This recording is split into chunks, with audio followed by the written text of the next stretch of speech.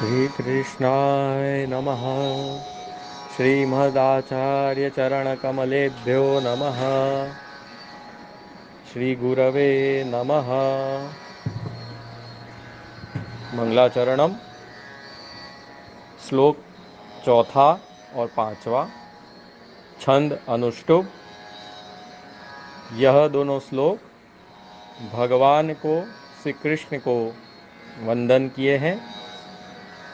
यह दोनों श्लोक जगतगुरु श्रीमद् वल्लभाचार्य जी ने दसम स्कंद के ऊपर जब सुबोधनी व्याख्या प्रकट की, उसके मंगलाचरण के रूप में यह दोनों ग्रंथ श्लोक प्रकट किए हैं। इसको पहले सामान्य गति से हम श्रवण करेंगे। नमामि हृदये शेषे लीलाक्षीराब्धिशायिनं लक्ष्मी सहस्रलीलाभि सेव्यमानं कलानिधिं चतुर्भिश्च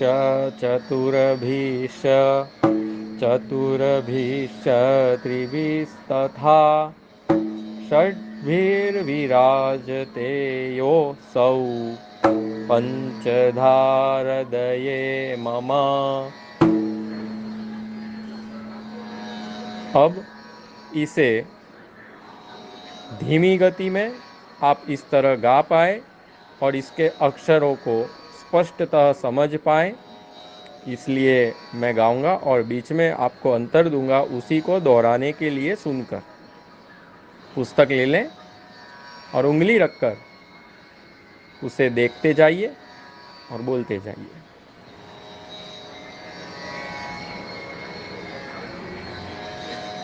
नमामि हृदये शेषे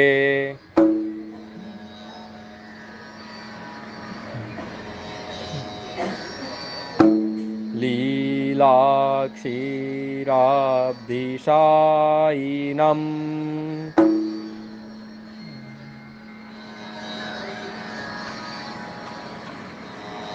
लक्ष्मी सहस्रलीलाभि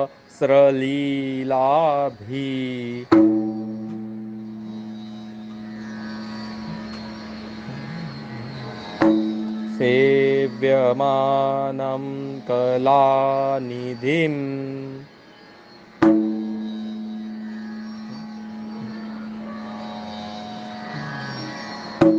चतुर्भिश्च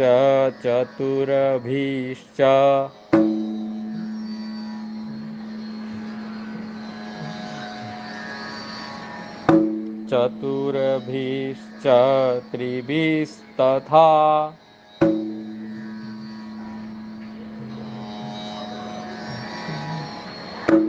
षड्भिर्विराजते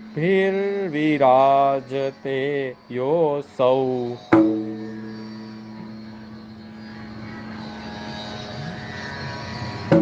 पंचधारदये मम।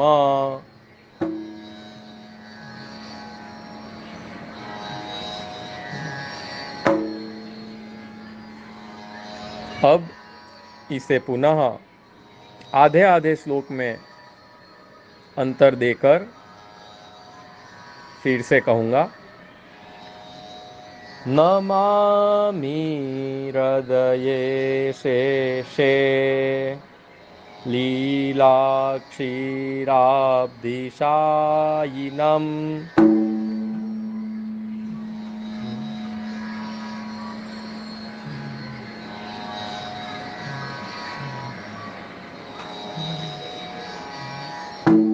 लक्ष्मी सहस्रलीलाभि सेव्यमानं कलानिधिं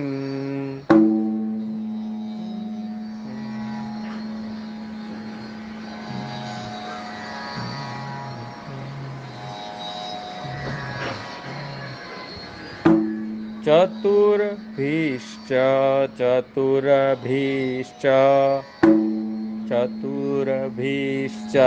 त्रिभिस्तथा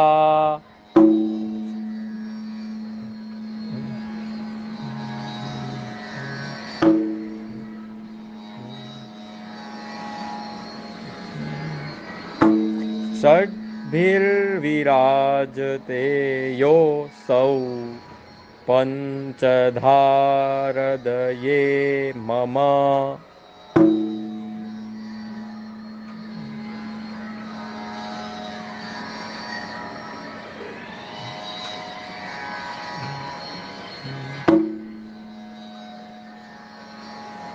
अब हम इसका पदच्छेद सुनेंगे। नमामि हृदये शेषे लीला क्षीराब्धि शायिनम लक्ष्मी सहस्र। कृपया यहाँ ध्यान दीजिए उच्चारण पे। सहस्र, जो ससले का स है, जो दांत को छूकर जीभ से जब स निकलता है, वह उसके नीचे रेफ, जैसे प में प्र, भ में भ्र, क में क्र, ऐसे स में स्र, तो सहस्र बोलना है, सहस्त्र मत बोलिएगा। 99% वैष्णव ये गलत उच्चारण करते हैं। पुरुषोत्तम सहस्त्र नाम बोलते हैं। लक्ष्मी सहस्त्र लीला भी, सहस्त्र शब्द संस्कृत में ही नहीं है, उसका कोई अर्थ ही नहीं है, अशुद्ध उच्चारण है। सहस्र इसका अर्थ होता है हजारों, तो लक्ष्मी सहस्र, इसलिए आप ध्यान रखिएगा, सहस्र ही बोलिएगा। विष्णु सहस्र नाम है, स के नीचे है डंडी, त्र कहीं है ही नहीं। कृपया ध्यान से देखिए, उच्चारण में सहस्र ही बोलिएगा। विष्णु सहस्र नाम हो, पुरुषोत्तम सहस्र नाम हो, या ये लक्ष्मी सहस्र, सहस्र शीर्षा पुरुषः वेद में भी सहस्र है, ठीक है। तो लक्ष्मी सहस्र लीलाभिः सेव्यमानं कलानिधिं चतुर्भिः च चतुर्भिः च चतुर्भिः च त्रिभिः तथा षड्भिः विराजते यह असौ पंचधा हृदये मम। अब इसका सामान्य शब्दार्थ देख लीजिए। मैं श्री वल्लभाचार्य जी नमन करता हूँ, नमामि हृदये शेषे, हृदय में, शेष में बलदेव रूप, शेष भी प्रभु का ही रूप है। जब प्रभु शेष साई पे विराजते हैं, और शेष साई में यह सामर्थ्य है कि प्रभु को और प्रभु के असंख्य जीवों जो प्रभु ने अंगीकृत किए हैं उनकी लीलाओं सहित वह धारण कर सकते हैं, तो हमारे हृदय में भी जब तक शेष के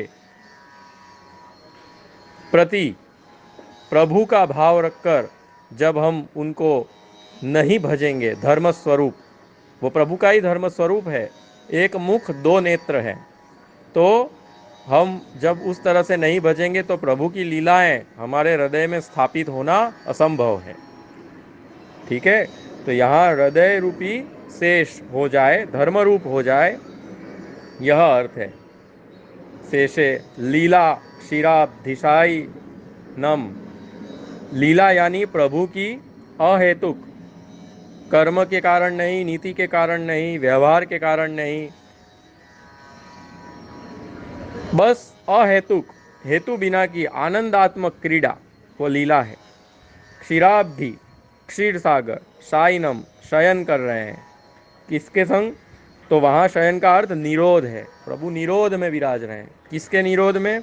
लक्ष्मी सहस्र लीला भी, प्रभु के जो स्वामिनी स्वरूप आद्य शक्ति है प्रभु का ही, वह राधा, रुक्मिणी इत्यादि वही महालक्ष्मी, और उनके जैसी ही वो प्रभु की भक्त, प्रभु के लक्ष्मी की स्वरूप वाली ऐसी असंख्य लक्ष्मियाँ, सहस्र लीला भी, उनके संग हजारों लीलाओं के द्वारा सेवित हैं। वह प्रभु ऐसे उन लोगों के द्वारा सेवित हैं।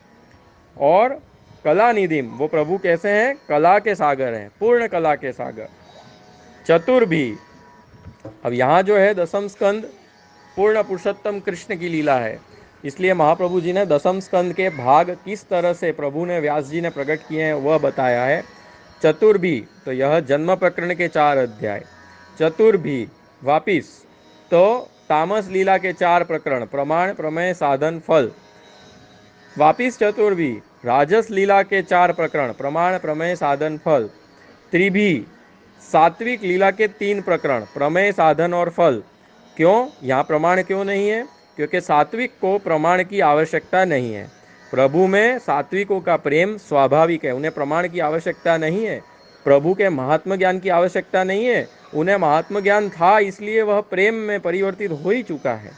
इसलिए यहाँ प्रमाण की आवश्यकता न होकर सात्विक को केवल प्रमेय साधन फल, तो त्रिभी 3 और षड्भी यानी प्रभु के 6 धर्म स्वरूप 6 अध्याय, ऐश्वर्य वीर्य यश श्री ज्ञान वैराग्य, और अंतिम 87वां अध्याय धर्मी स्वरूप प्रभु स्वयं, जो ये 86 अध्याय की निरोध लीला को धारण करके लीला कर रहे हैं।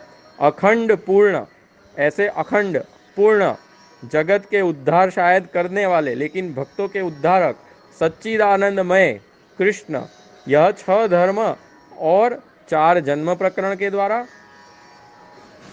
तामस लीला 4 प्रकरणों के द्वारा, प्रमाण प्रमेय साधन फल, राजस लीला 4 प्रकरणों के द्वारा, और सात्विक लीला 3 प्रकरणों के द्वारा, और 6 धर्मों के द्वारा, ऐसे 5 प्रकार से पंचधा, जन्म लीला द्वारा, तामस लीला द्वारा, राजस लीला द्वारा, सात्विक लीला द्वारा, 6 धर्म द्वारा स्वयं लीला करने वाले धर्मी श्री कृष्ण मेरे हृदय मम, मेरे हृदय में विराजमान हो, यह इसका एक सामान्य अर्थ है। इसलिए हमारे यहाँ 87 अध्याय माने गए हैं। बीच के 3 अध्याय को महाप्रभु क्षिप्त मान रहे हैं, 13, 14, 12, 13, 14, क्योंकि 13, 14 क्योंकि महाप्रभु जी का वहाँ कथन है कि भागवत की वहाँ संगति नहीं हो रही है, इसलिए 87 अध्याय है। इसलिए 12, 13 और 14 अध्याय क्षिप्त है, इतना स्पष्ट जान लीजिए दसम स्कंद के। और इस तरह यहाँ दसम स्कंद के प्रभु के लीलाओं का महाप्रभु ने इन 2 श्लोक द्वारा वंदन कर उसका हेतु, उसका आशय प्रकट किया है।